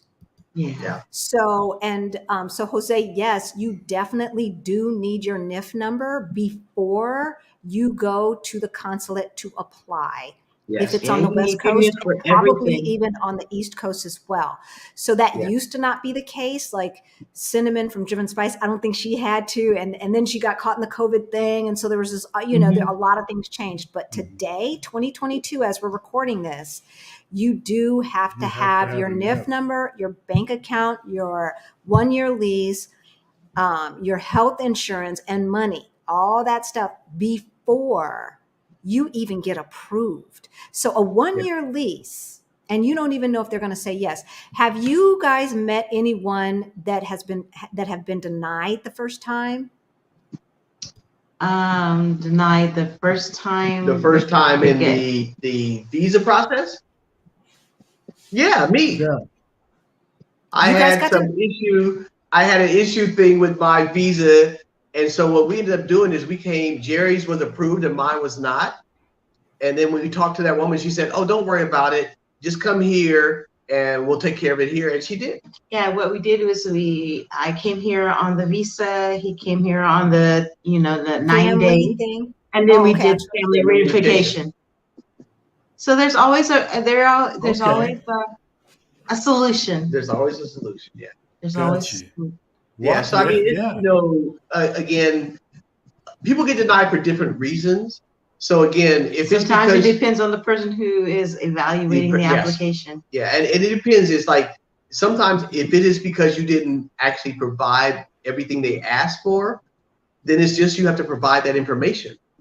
Like, if you didn't have your NIF, well, then they're not going to approve you without the NIF. If you didn't have your lease, they're not going to approve you without the lease. You didn't have your health insurance, they're not going to approve you. You can't go in there and say, oh, I'm waiting for that. It's like, no, you need to have that. Yeah. I mean, you've got to have that stuff. We had to pay for health insurance for a good 6 months before we came here. We were paying, it was paid for. We paid rent and an apartment for 6 months before we moved here. Every month we had to transfer that money here, and we didn't live here. And that's just just part of the process, So it's and you have to account for if it takes you longer. If you're fortunate and it takes you if you're on the East Coast or the West Coast. But I mean, if you're fortunate and it takes you 30 days to get your visa approval, great. You can get on a plane and come over here. But what if it takes you 4 months? Right. Well, that's 4 months you've got to pay for that lease that you signed up for, and they want their money.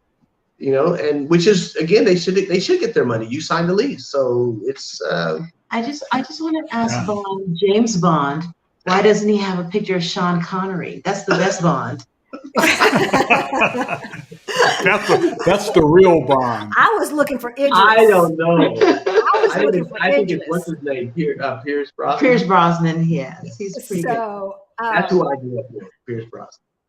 What kind of homes could we rent for $1,600 per month?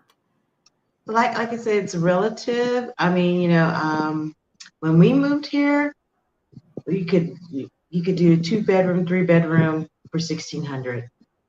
Now looking around in Lisbon, I don't know about that. Yeah. You're going to have to do some research. But again, outside of Lisbon, because across the river in Almada, then Stibal, I mean, $1,600 is going to buy you a lot. Like a lot. Yeah, it's a lot across the river.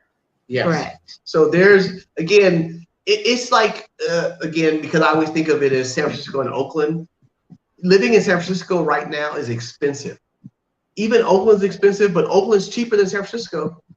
So if you had to move to the Bay Area, you could probably find an apartment in in Oakland cheaper than San Francisco. Same With thing. a backyard and Yeah. you know. So But we're looking in Casillas, Almada. Well, now we're looking everywhere because our landlord, the one that we thought we had, I don't know what she's doing. I don't know what she's doing.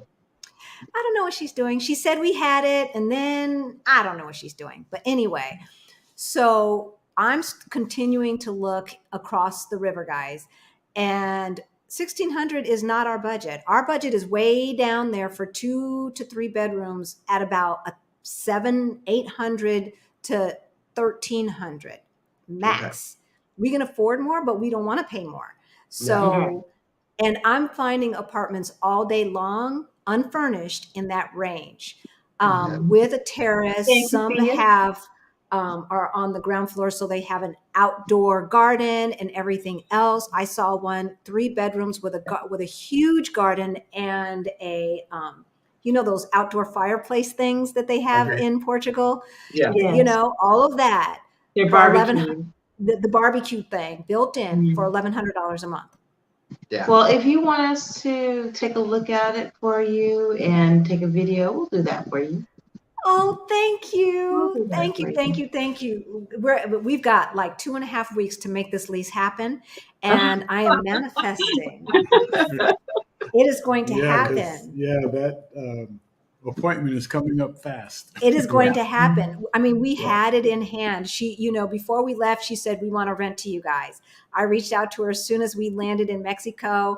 And she's like, yes. We went back and forth on the price. We agreed. She's like, okay, I'm going to get this contract together for you. Next thing we know, well, I kind of promised it to somebody else for November and December. How about January?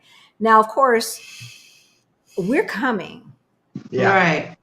And if they like, if I don't know, if they say, okay, yeah, you can have it, but we're gonna push out the date, like, you know, VFS or the consulate says we're gonna push out the date to January. That's not gonna work for me. Yeah. That is just not gonna work.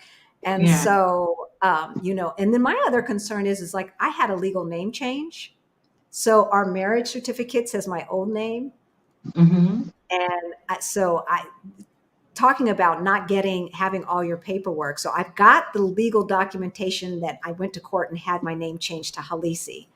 So we'll see. You know.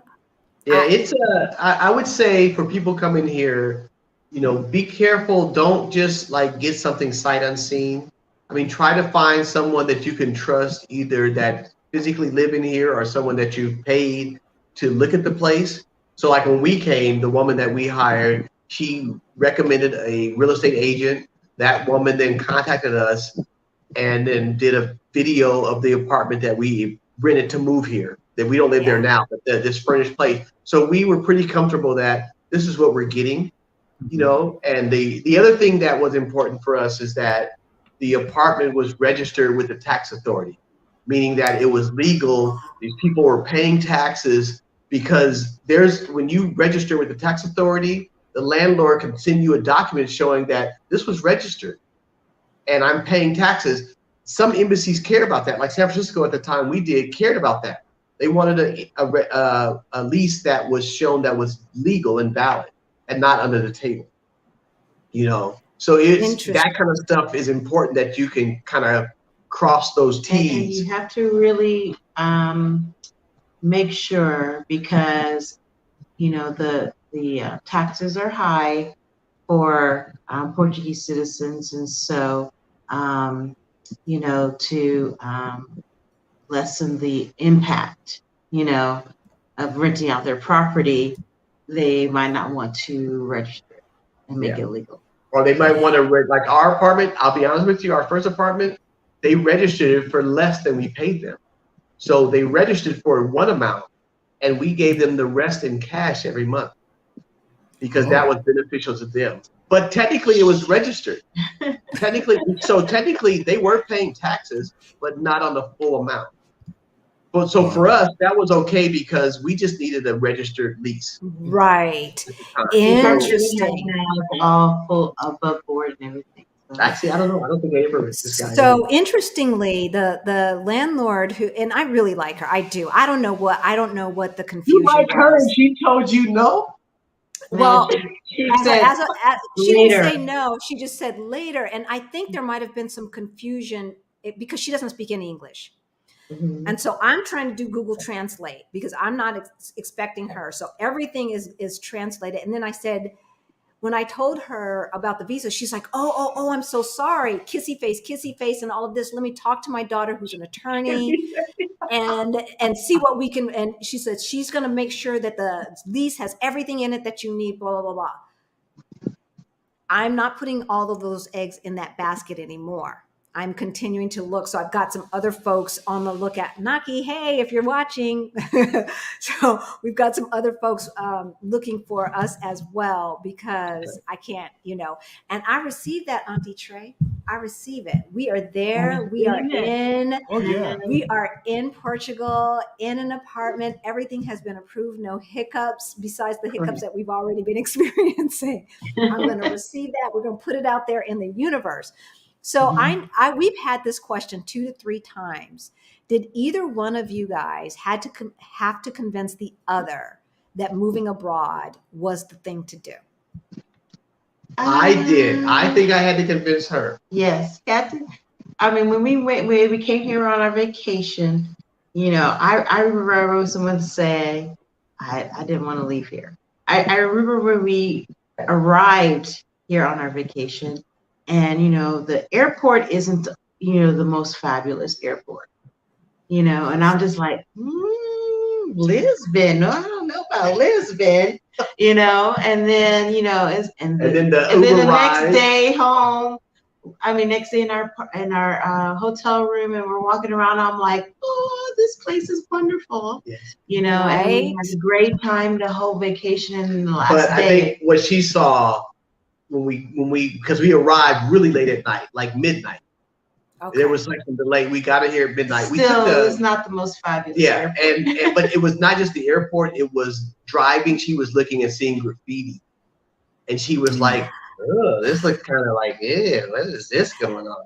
Let's talk about and it was back at night. in Europe. And like we were so hungry. By our hotel, there was not a lot open. We went over to like a hookah bar where they're doing smoking and food, and we got some food, but they were very nice. This couple that was very, but again, it was like, she was probably looking like, this looks kind of like seedy but the next day it was different. It was all like sunny and it was, just a nice mix of, friendly people, chill vibe. And, because we're from the West Coast, it's so similar to the Bay Area that you didn't feel like you were out of place. Yeah, I mean, a lot of diversity. A lot of diversity. In the cafeteria, and I'm like, are they playing MC Hammer? Yeah, that is crazy. We come here and there's so much music from like the 80s and 90s, which is, I remember that. It's like, this feels like they play more American music here than I hear in America. Right. Like we're going out and we're like listening to like nothing but American, and a lot of hip hop and disco and R&B, and uncensored hip hop. Like I was with my friend the other day and we were over, when I went to Sergio, we were at this place and they're playing uncensored Tupac. Wow. Okay. BBB, NNN, it's like, and no one cares. Yeah, they're right. They're just sipping their port wine. So tell me, the other question that we get, the other 2 questions, we're going to talk about the graffiti, because if you are from the US and you have never been to, I'm going to say Western Europe, because we've never been to really Eastern, except for a couple of countries that used to be part of the Eastern Bloc, but we did that on a tour, so that doesn't count. Right. We didn't see the normal parts. We only saw the touristy parts. But so we're going to talk about the graffiti, but let's talk about the diversity in the Lisbon metro area in general, and then in Portugal, because we kept hearing from other folks that it was diverse. But Black folks always ask, will I stick out? Will I be accepted? And will I feel safe? We've already talked about the safety thing.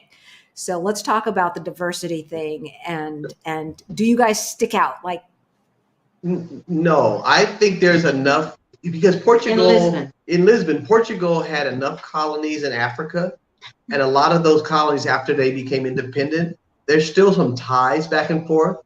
A lot of people come from those countries here for job opportunities because they speak the language, because Portuguese is their native language in like Angola and Cabo Rigo and Cape Verde. So they speak that. So one thing here that I've noticed from California, being from California, is that in California, I'm used to people from Mexico doing some things like, yard work, working in restaurants, janitorial work. Here, that's Africans. And Africans from places, are Brazilians from places that Portugal colonized. So there is a ton of people here. Is there racism here? I'm sure there is. In Lisbon, you probably have to go to certain areas to experience it more than where we are. But where we are, I never feel like, again, I'm not that dark, so I don't get the same thing. But Geri, it never feels like she's out of place. No. There's plenty of African people here, and there's plenty of well-to-do African people here.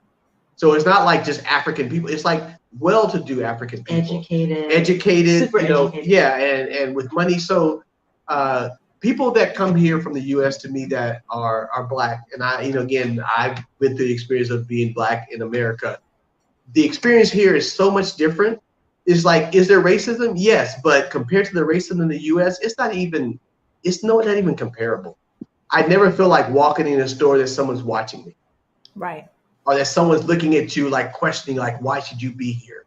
Right. They're not, can you afford to be here? Correct. That kind of thing is not prevalent here. It doesn't happen here, maybe, but it is not the norm. So we have been to stores. We never feel like we get treated badly. People seem like they treat us nicely. Expect that, hey, if I'm in the store, I might have some money to spend, so I'll help you. Right. I don't get that. And that being said, fascism is on the rise everywhere. But I feel like in particular with Portugal, they try to keep an eye on that and keep that in its lane. Yes, because they came from a dictatorship and they do not want that here. I mean, like, I'll be honest with you, for me, one of the factors for moving to Portugal was the fact that it is not an overly religious country in terms of laws. Like, I'm okay with people having their own religion, but I don't want it to be legal things where, like, this is the law, like Sharia law in Middle Eastern countries. There's Catholic people here, but the laws are very inclusive. It is not, the laws are not based on a particular religion that you have to be this way to do things. So that was important to me, that I'm like, I want to go someplace where you're allowed to be whatever you want to be, and that's not as important to you. That's good, because I'm a recovering Catholic. Right. And I'm a lapsed Catholic, and it's so interesting to go into these churches and and they're so beautiful, and Yes. and one of these days I'm going to go and experience a mass there, that kind of thing. But it's not like you're expected to be of their religion. It's not in your face. Right. So when they talk about their religion, it's always a party. When they have a saint, it's always a festival or a parade. Right. And we were there. We've got a video coming out about that too. The festivals in June of the saints. Right. Oh my gosh. And the one thing that I have to say, because now we can compare Mexico to Portugal. Mm-hmm. And we really like Mexico. We do. And the food. Mm-hmm. I haven't had the greatest tacos yet, but I know they exist and I've had them before. It's gonna come. Everybody's trying to come here with their tacos. But Portugal is bad. And the one thing that I have to say is we did not feel like tourists in Portugal. No. And even in Coimbra, which is not as diverse, but there's a university there. So it's diverse. And so even in Coimbra, the only time we felt like a tourist is when we were doing this. Looking for directions on a phone. Right. And then this older lady, we've got a video coming out about this older lady who wanted to practice her English, says, where do you live? I will help you. And she walked, those hills, guys, those hills. And she walked with us to make sure we found our way, and then wanted to show us some sights and this and this and that. And that's Portugal. That is Portugal. So yes, we're going to look at this through the lens of being African-American because we're African-American, but we are healing so that we don't have to bring some of that crap with us, because we did not get followed around the store. Folks talked to us in Portuguese and assumed that we spoke Portuguese. Here, I'm trying to practice my Spanish, y'all. Right. But they're not letting me. And I understand in Portugal, because I was trying to pronounce things like you would pronounce it in Spanish, and they're like, do you speak English? Can we just have this conversation in English? And I was like, okay. I'm just trying to say milk. Can I say that right? No, I can't say that right. Portugal is definitely, again, racism is a worldwide thing. And it's because of what's been happening for years about Black people. But definitely Portugal is not the U.S. No. Is it perfect? Of course not. If humans are involved, it's never going to be perfect. Well, and that's the one thing. When the times we have even mentioned or talked about it online, it's because people ask us about it. People want to know. They'll ask that question. We get the question all the time, and it's like we just all said, everywhere is that way, but you can't come here with the ship. I'll take a dirty look over getting pulled over with a gun any day of the week. And I'm going to say we got 2 dirty looks in the whole month. 2. One was in Alvalade, which I still am looking at that neighborhood because it's cute and I like it. And one was across the river on our side. And they were both people over 70. It may not have been based on racism. It may have been based on gentrification. You're going to go into their neighborhood in Avalon and, maybe raise prices. A lot of stuff here. Kind of so, I think that's a good point. A lot of stuff here, while it may look like racism outside, a lot of it is classism.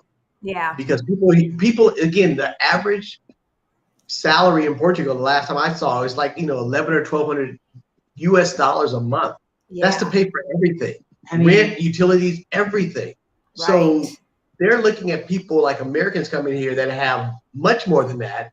Right. Like they're just taking over. It's like, and they're raising the prices because the restaurants raise their prices because, people can pay more. Well, the Portuguese people can't pay more. Exactly. They're like, I can't afford to pay like 20 euros per meal. One of the best things you can do coming to Portugal, I will tell you, if you move here, or even if you visit, go to restaurants in your area and look for the prato do dia, the plate of the day.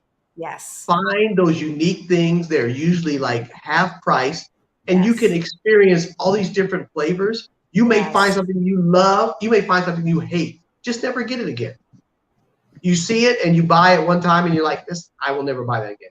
But that's a way to experience Portuguese cuisine cheaply because you'll get it for basically half price. And it's usually prato do dia is lunchtime, so like between like 12 and 2, 12 and 3.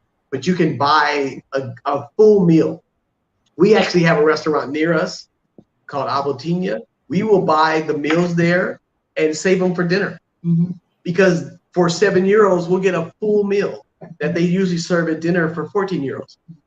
But you can get the thing. But it's only certain things. Every day, the prato do dia changes. Right. So one day is fish, then it's some beef, then it's some pork, vegetarian. Right. But that is the thing to do. I love the food. I love the food, even with the egg on it. Even with the egg on it. I And used then to be so scared of that egg. And then I'm like, you know what? I just did it. I just cracked it. I just cracked it and swirled it around. And you know what it did? It gave it a more full-bodied taste. See? You know, it gave it a. Everybody wants an egg on their hamburger. Yeah, well, fat burgers No, put the eggs egg on the the hamburgers. pizza, the egg in the word not On you the wouldn't pizza. think.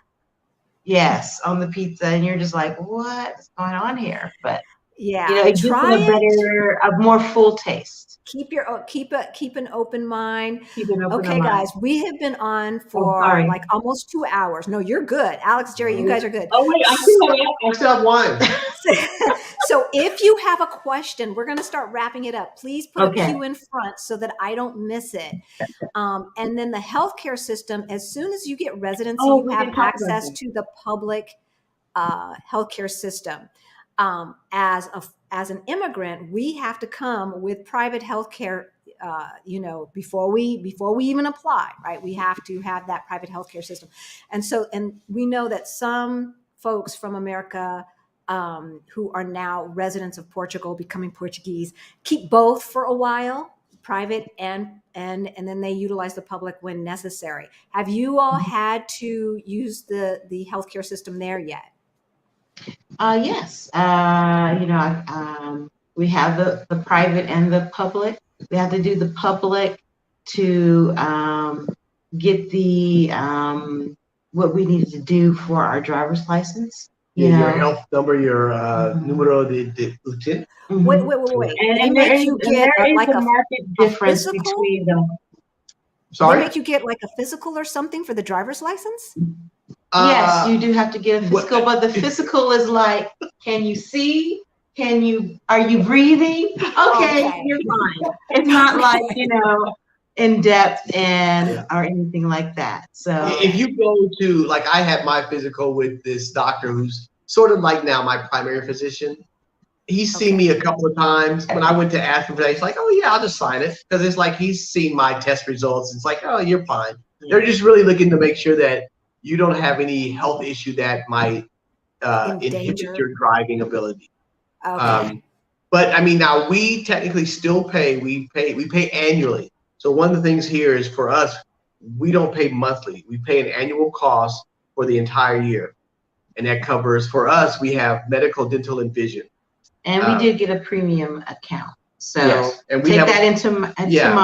We have a more expensive account, but the hospital that we go to is like literally like a 4-minute walk from our apartment. Okay. Do you mind telling us? Fancy, the Coof Hotel, the Coof Hospital. Yes.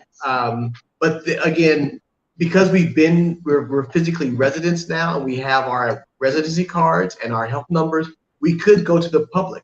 So the difference with public, and this is the big misunderstanding to be in the U.S., healthcare here is not free. You pay for it with your taxes. Right. And when you go, even if you're a resident, you may still pay a small amount to see a doctor, get a prescription, or get a test. It's just not exorbitant like the U.S. Mm-hmm. So if we go, even if we didn't have our private, and we paid for, and went to the public, let's say we wanted to get an exam and it wasn't urgent or critical, it may take a while to get it.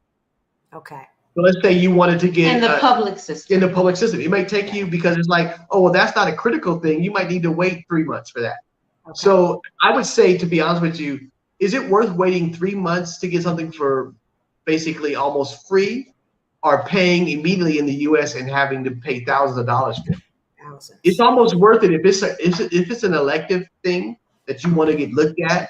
That's one thing. If you need something done quickly, what I have heard, and I can't prove this, but I've told that the doctors that work at the private hospitals also work at the public hospital. They have to spend time. So it's not like it's worse care in the public. It's just slower for non-emergency things. Mm-hmm. So if you need something quickly, if you're having a stroke, they're going to see you right away. Right. If you're going in and my knee hurt. Oh, but you might take you a month to see someone. Mm-hmm. Right. But it's the same doctors. And what we do is we have a Cadillac plan, but it's really worked out for the both of us, for medical, vision, and dental, about 200 euros a month total. 200 euros a month. So $2,400 a year, Mhm. which if we had the Cadillac plan on the ACA would be, Mhm. for the two of us, would be $1,200 per A month. month. Yes. Yes. Per month. Per Yes. month. Right? And Plus, so I'm just going plus to your answer copay, plus your copay, plus yeah. everything else, and a deductible and all that stuff. Yeah. So there are quite a few veterans living in Portugal, Bond James Bond. As a matter of fact, the couple that we were talking about from Mafra, they are veterans. Yeah.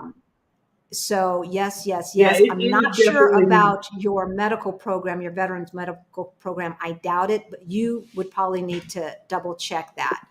Yeah, and we are you just said that. completely private. We have no government or anything like our military. We just pay upfront for ours, and like you said, it's about 2,400, 2,600 a year. And that's the high end. That's we the don't. high, yeah. You could go as low as 1,000 a year. Yeah, Yeah. if you wanted to not have the Mhm. and so one thing I will say about this, because I wear contacts and glasses, one thing I found when I went to the doctor here, I went to the hospital to get my eyes examined for a prescription. And the physician told me after she did it, she's like, well, if you just want glasses, you don't need to come see me. Prescriptions can be done by the people who do sell the glasses. You don't need to go to a doctor. You just go to the actual optometrist, and they do the prescription there as part of your buying the glasses or contacts. So there was no need for me to go to her to get a prescription. Like in the US, you have to go to a optometrist, get a prescription, and then go buy your glasses. Right. I will tell you, because I buy contacts from this place called now I can't remember. It's a EU place. They don't even require a prescription. You just go on there and say, what contacts do I need? If you know the prescription level, they'll just mail it to me. They just mail it to me. See, there is no, because what's the worst that could happen? If they send me something that I'm trying to resell, I'm probably not going to be able to resell it for much more than they're selling it for.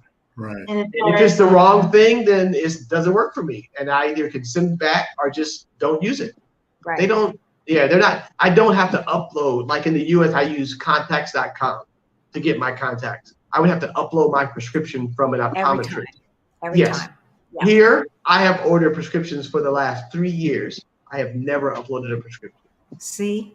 I just go on there, pick it, and we're talking about making your life easier. And I know the United States is so litigious. That's another reason why they have so many checks and balances. And Auntie Trey, I'm not sure. So I'm going to ask these two. I can't remember because it keeps changing. I remember at first you would get residency for 1 year, and then you would have to up it after that 1 year, and then you would get 2 to 3 years. Is it? Yes. So that has changed. Okay. So in a positive your first way. residency is 2 years. The first one now is 2 years, and then 3 years, and then you have 5 years, and then you can apply for permanent or citizenship. In a way, that's great because now it reduces the SCF appointments by a third. So like if the 4 of us were applying in the previous structure, we would each go for 2 renewals. Right. That's like 4 appointments for the 2 of us. Now there's 2 because we each go only 2 years and 3 years. Right. That's a great thing. The only negative is that it means that your initial entry into the country, you have to show money for 2 years versus 1 year. Yeah. That is the big difference, is that now when we came, we just had to show we had enough money for 1 year because that's all they were giving us a visa for, is 1 year. Right. And it had to be renewed. So they didn't care if you had enough money to last you for the rest of your life. We just are giving you a visa for 1 year. Right. Now they're doing it for 2 years and then 3 years. And when we did our renewals, which we've both done, it's all online. You don't have to go in and see anyone. You just go online, fill out a form, pay your money, and you're done. And your new card comes in the mail. Yes. So that was very smooth and inconvenient. So COVID, in a way, has helped out people to realize, why do we have all these appointments for people to literally show up, just show us some paperwork, and us basically rubber stamp this and then let them in. It's like, why do all that? Every year. So, so that has been great. That is a big difference. Technically, I had a 1 year, and Geri had a 1 year, and then they gave us 2-year renewals. I don't know what we get for the next one. Right. Because do we get a 3-year? I mean, I don't know. We'll see. We'll see in a couple of years because we kind of got caught in that transition of switching from 1 to 2. So it's kind of like we got caught in the transition with VFS. Right. Where before there was no VFS, and then right after we applied, all of a sudden VFS is in the picture. It's like, who is this? Yeah. Exactly. You gotta roll with the changes. Oh my goodness. Yes. And just go. Yes. That is a good point. You have to accept that even though you started it and it was this way, it is another country. They have their own laws. It can change overnight. That's right. And you can say, that's not fair. In the U.S., it's like it's not the U.S. It's another country. Exactly. Yeah. And that's an important factor. It's another country. That's right. They have a different way of doing things. It is not a one-to-one with the U.S. And you just kind of have to roll with it. Society, the litigious in America. It's like we went to Obidosh, which is like a castle city. And we're laughing because we're walking along the castle walls. And, and they're like, okay, this is, there's just a sign, you can slip here. And fall and die. But there's no, railing or. We have warned you. Don't fall. Right? You can fall and die, but don't fall, And so you're just like walking like this, like, oh my God. Yeah. See, and I would be nervous. All right, folks. Well, those are all the questions that I see. Alex and Geri, stick around after we go off air. I don't see any more, but we want you. Okay, what to watch next? You've definitely got to watch our transportation video that we just put out, because a lot of these questions about the ferries and all of that stuff we answered. We are going to do one about the NIF, et cetera, et cetera. If you want to do what we have done and you can't figure out your money, get our Ready to Retire toolkit. It's free. The link is there. I also put it in the chat. The Ready to Retire toolkit comes with a series of emails that will walk you through the workbooks. Yeah. Folks, once you get your money straight, once you understand your own finances and what your expenses are, you would be surprised. You might already have the money to just say to your boss, exactly, peace out. Take this job and shove it. Right? When you guys were talking about how young Geri and Alex look, that is the look of not having to wake up to an alarm clock. That is the look of not worrying about emails. For almost 3 years, I have not. See? July 5th is when I quit my job. So actually, no, it's more than 3 years. See? July 5th. That's right. Going on almost 4 years. July 12th for you. So 3 years for both of us. See, and that's what you see. That is the joy. Does that, and so you've got to decide how you want to live that life. If you're talking about living the fat life, right, where you're out on yachts every day and y'all are cruising around the Mediterranean. Ooh, can I do that with you? You've got a plan for that. But if you're talking about just a chill life, where you get your 4 vacations a year and this and that and the other, and life is like a vacation. Hello. Right. Life is like a vacation. Right. You don't have to worry about going to happy hour because you don't need to decompress from anything. Right. Right. Lisbon, it's like you said, he just went to a festival, It's just, and they are so inviting, like the street festival. It does not cost any money to do that. You show up, you start enjoying the scenery, enjoying the people, a little bit of money for some sausage and beer, whatever it is you're going to have out there with the little booths and stuff. And it's just a good time. People watching and enjoying the community. Correct. We love it. We cannot wait to get back. Can't wait. We cannot wait to get back. We're waiting for you. We're here. All right. All right, folks, we love you guys. Thank you so much. 112 people watching. All right. Wow. Yeah. Well, hopefully at least a few people got some information to help them. Yes, hit that like button. Please let YouTube know that this is good content. If you like what we're talking about, hit subscribe. Next week, we're going to be 1 hour earlier, guys, 1 hour earlier, because we've got AG3 family Yes. coming from Sevilla, Sevilla, Spain. Spain. And they moved their whole family and their babies, 3 babies. Wow. Okay, so Eddie, if you're still watching, 3 babies to Sevilla, Spain. They are living the good life and for a lot less money, right? And so that's who we're going to be talking to next week. But until then, all right, fam. Buy us a coffee. Yes. Oh, that's right. I love coffee. Buy us a coffee. Everything is in the description. You can follow Alex and Geri. All of their information is in, and here's her YouTube channel, is in the description as well. She's on IG, y'all are on Facebook, you guys are on YouTube, so you can follow all of their antics as they live the glorious life there in Portugal. Yes. All right, y'all. Okay. Thank you. All right. Later. It was a pleasure. Thank you. Yes, thank you very Absolutely. much. All right. All right.